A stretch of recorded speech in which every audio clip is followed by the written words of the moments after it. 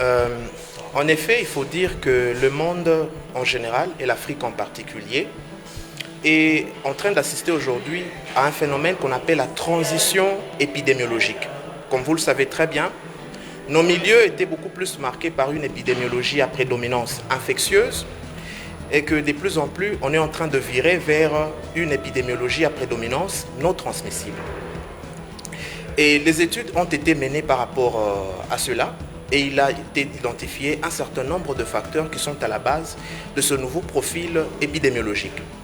Le premier facteur est tout à fait alimentaire. Ici, nous parlons des mauvaises habitudes alimentaires. Comme vous le savez actuellement, de plus en plus, les gens préfèrent manger trop sucré, trop gras, trop salé.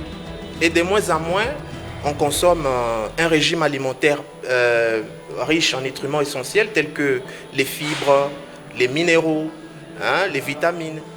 Eh bien, ce décalage alimentaire-là expliquerait la survenue de ce nouveau profil épidémiologique.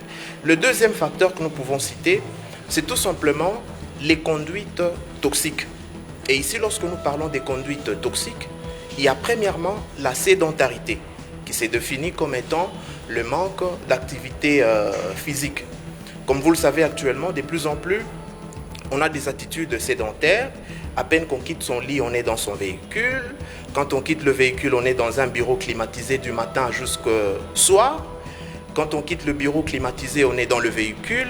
On arrive à la maison, on a une table remplie d'une alimentation occidentale. À la survenue de cette transition épidémiologique.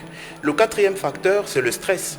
Et là, vous le savez comme moi qu'actuellement, dans la plupart de maisons qui emploient actuellement, l'employeur a toujours préféré mettre une rubrique qui, de plus en plus, est en train de revenir, où on vous dit que le candidat à ce poste doit être capable de travailler dans un environnement stressant.